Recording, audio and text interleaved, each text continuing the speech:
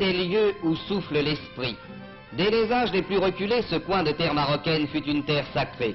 Volubilis dresse encore ici les ruines orgueilleuses qui virent arriver un soir du 8e siècle de notre ère le saint homme Idriss, descendant d'Ali, dont la parole et l'action devaient convertir le Maroc à l'islam. C'est près de là, dans le creux de 2 collines, à l'endroit où il aimait aller méditer, que s'est élevé au cours des âges alentour de son tombeau, d'abord un village, puis une bourgade, enfin une ville, Moulay Idriss.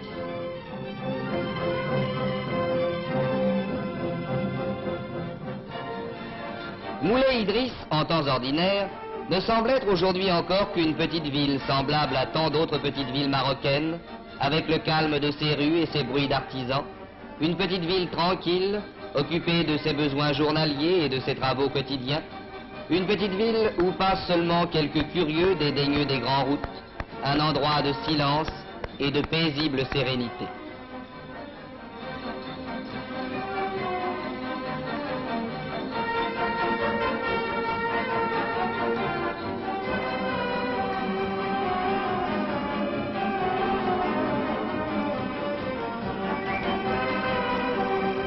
Tout au plus, le marché jette-t-il une note plus haute dans ce concert de tons mineurs. Marché ouvert en plein soleil, au centre d'arcades rustiques où sommeillent les mendiants.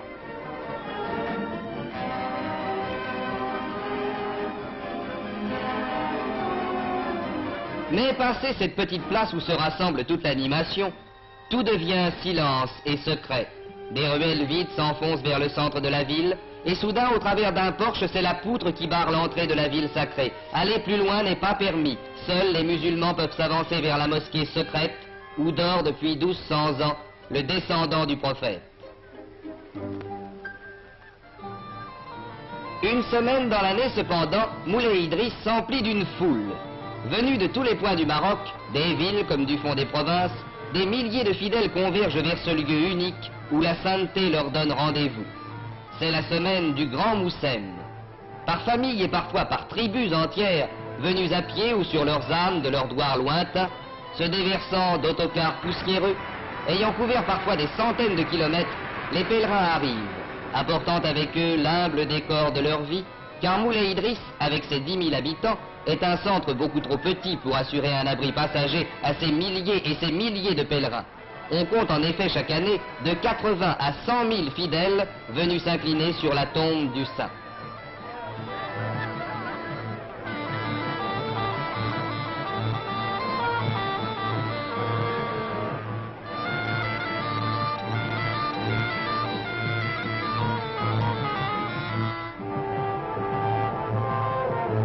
Rien n'expliquerait un pareil afflux si l'on ne savait que Moulay Idriss est la première ville sainte du Maroc et la seconde de l'islam. Après la Mecque, c'est aussitôt le nom de Moulay Idriss qui vient aux lèvres des musulmans dans l'ordre des villes saintes. Et cette ville, où en tout temps ne peut séjourner un homme d'une race ou d'une religion étrangère, va s'emplir pendant 8 jours d'une extraordinaire animation. Car si le Coran ordonne à chaque musulman de faire une fois au moins dans sa vie le pèlerinage de la Mecque, celui à qui le voyage est impossible sera absous s'il va en pèlerin à Moulay Idriss. C'est pourquoi chaque année déferle vers la petite ville en vagues infinies de pittoresques cortèges.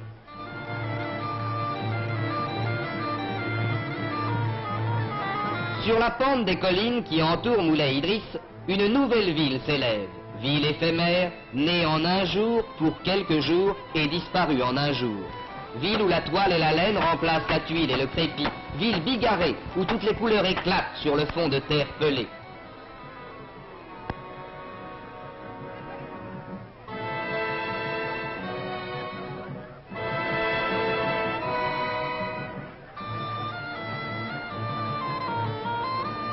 Ville sans passé et sans avenir, où se répètent cependant pendant 8 jours tous les spectacles coutumiers qu'offrent les villes des hommes de ce pays.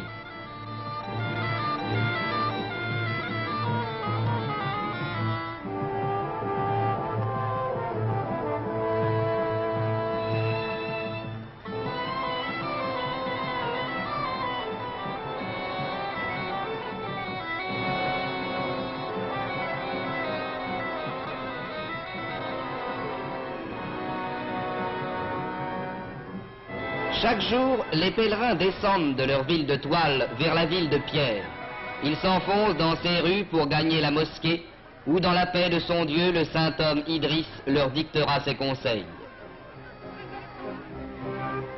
C'est une foule qui se presse devant la poutre qui barre l'entrée de la cité interdite. C'est une foule qui monte vers l'immense sanctuaire où la piété la prosternera.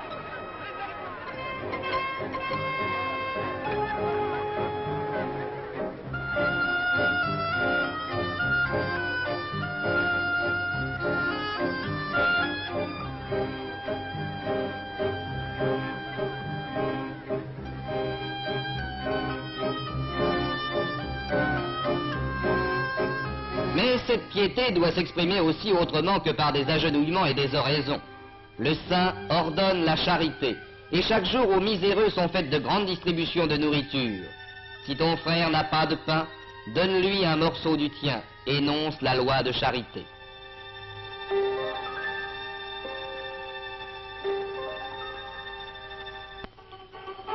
Mais entre les heures où la piété pousse les milliers de pèlerins vers le lieu saint, la ville de toile s'emplit d'une animation colorée.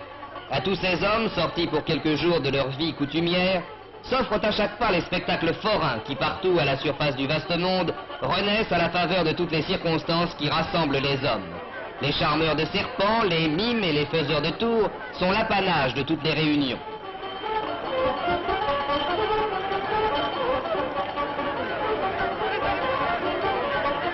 Mais ces jeux et ces spectacles de maigre allure ne sont que le décor banal des journées. D'autres fêtes, d'autres réjouissances marquent pour les pèlerins cette semaine sacrée. C'est le défilé haut en couleur des mets d'une difa qui va vers la tente d'un notable. C'est le spectacle mouvant qui accompagne les fêtes et les fantasias.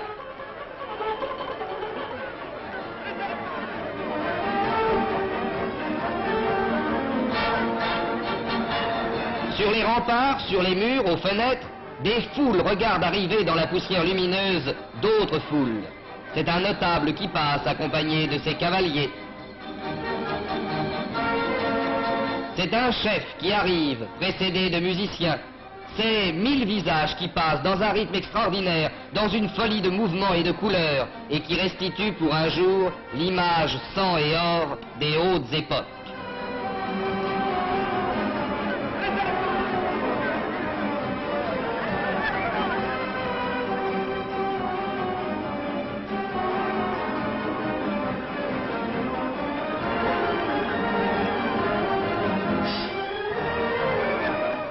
Ainsi, chaque année, le grand Moussem de Moulay Idriss évoque-t-il depuis des siècles à la fois le souvenir du descendant du prophète et la vie somptueuse et colorée de l'histoire islamique. Élément fondamental de la vie religieuse du Maroc, le grand Moussem de Moulay Idriss demeure à travers les époques un signe spirituel essentiel auquel chaque génération apporte son témoignage. Au milieu des galopades, des coups de fusil, du bruit des fantasias, que suivent des yeux ces milliers d'hommes réunis dans cette poussière dorée, dans cette bigarrure extraordinaire où se coudoient riches et pauvres, unis par une même foi et un même sentiment, le sens profond de Moulay Idriss apparaît. Sanctuaire de l'islam, et le premier de l'islam après la Mecque, sanctuaire du Maghreb où se retrouvent toutes les traditions de l'Empire, Moulay Idriss, le Maroc éternel.